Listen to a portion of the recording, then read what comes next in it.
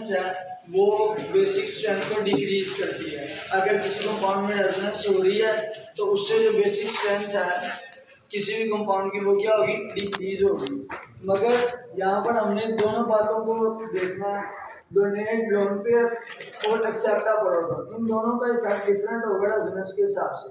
अगर हम देखें कि कोई बेस जो है वो लोन पे डोनेट कर रही है तो लोन पे डोनेट होने से पहले रेजोनेंस होगी तो उसकी बेसिक स्ट्रेंथ डिक्रीज हो जाएगी, क्योंकि लोन पे जो है वो अवेलेबल नहीं होगा डोनेट होने के लिए, ठीक है। और दूसरी तरफ हमारे पास क्या है, अगर वो प्रोटॉन एक्सेप्ट करती है तो इस केस में प्रोटॉन एक्सेप्ट करने के बाद उसकी रेजोनेंस होगी। जब लोन पे डोनेट करने की बात होगी तो तब रेजोनेंस होनी है पहले, डोनेट लोन पे करने से पहले, और जब रेजोनेंस होगी तो उसकी वजह से जो इफेक्ट है बेसिक स्ट्रेंथ का वो डिक्रीज हो जाएगा। और अगर प्रोटॉन एक्सेप्ट कर रही है तो प्रोटॉन एक्सेप्ट करने के बाद रेजोनेंस होगी, उसकी वजह से उसकी बेसिक स्ट्रेंथ इंक्रीज हो जाएगी, क्योंकि रिजल्टेंट जो प्रोडक्ट बन रही है हमारे पास कंजुगेट जो एसिड बन रहा है वो स्ट्रॉन्ग होगा, तो उसकी वजह से जो बेस है वो भी स्ट्रॉन्ग हो जाएगी, वो वीक होगा, ठीक है। तो ये हो गया हमारे पास। उसके बाद हमारे पास है, अगर डोनेट लोन पर की बात करेंगे तो यहाँ पर डिक्रीज होगी, और अगर यहाँ पर एक्सेप्ट प्रोटॉन की बात करें तो यहाँ पर इंक्रीज होगी। साथ में ये भी लिख लेंगे, ये बिफोर डोनेशन हमने बात करनी है लोन पेयर की, और ये आफ्टर डोनेशन, बिफोर ये एक्सेप्ट करने के बाद बात करनी है।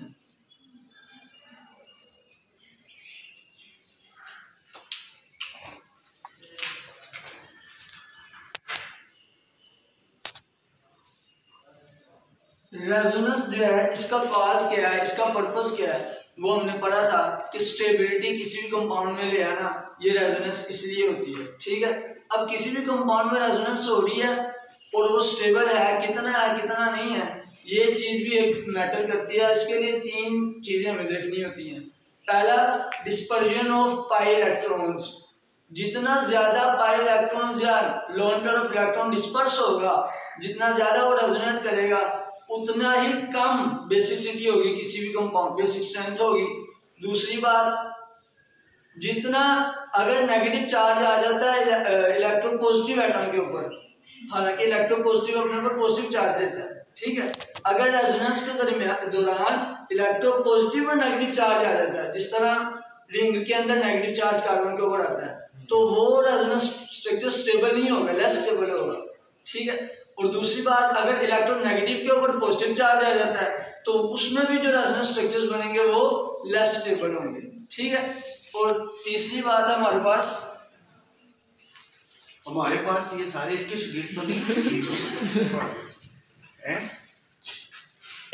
आइडेंटिकल कैनोनिकल फॉर्म्स और नॉन आइडेंटिकल कैनोनिकल फॉर्म्स। अगर तो रेजोनेंस होने के बाद जो स्ट्रक्चर्स बनने हैं वो आइडेंटिकल होंगे तो उसकी वजह से स्टेबिलिटी इंक्रीज हो जाती है और रेजोनेंस जो है वो इन दोनों के ऊपर बेस करेगी। और अगर नॉन आइडेंटिकल स्ट्रक्चर होंगे तो उनकी जो बेसिक अपना रेजोनेंस है वो कम होगी, ठीक है। इसके बाद हमारे पास है, ये इसमें चीजें आ जाएंगी। उसके बाद ट्रेंड की भी हमने बात कर ली, अगर रेजोनेंस हो रही है तो उससे जो बेसिसिटी है वो कम हो रही है। और दूसरा यहाँ पर हम लिखेंगे पीकेबी का।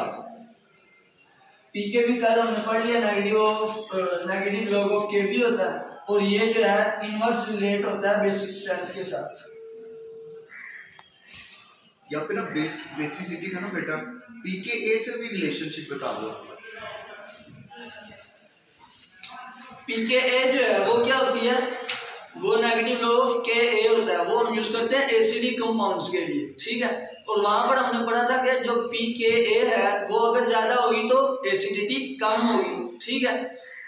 जब एसिडिटी कम हो रही है, और एसिड और बेस एक दूसरे के ऑपोजिट चीजें हैं, तो जब एसिडिटी कम हो रही है तो दूसरी तरफ बेसिक स्ट्रेंथ क्या होगी, ज्यादा होगी अगर पीके ज्यादा होगी, ठीक है। और पीके अगर कम होगी तो बेसिक स्ट्रेंथ भी कम होगी। यहाँ पर इसका पीके के साथ डायरेक्ट रिलेशन। आपकी बुक में ना ये जो नोट्स है ना, इनमें अक्सर पीके लिखा हुआ है, वो बेसिकली पीके बी है, ठीक है। वो जब आप पढ़ेंगे ये रिलेशन ध्यान में रखिएगा, जब आप पढ़ोगे तो फिर आपको पता चल जाएगा। ये क्या कंफ्यूज किया? हाँ, कल भी जो हमने पढ़ा था टॉपिक, उसमें हमारे पास एक जगह पीके ए लिखा हुआ था, वो पीके बी था। बराबर, ये हो गया जनरल। इसके बाद एग्जांपल है।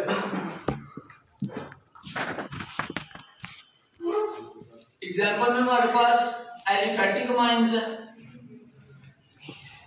एलिफेटिक अमाइंस है मींस।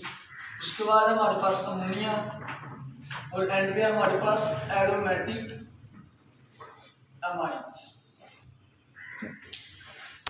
एलिफेटिक अमाइंस में हमारे पास ये RNH2, R यहाँ पर अल्काइल ग्रुप,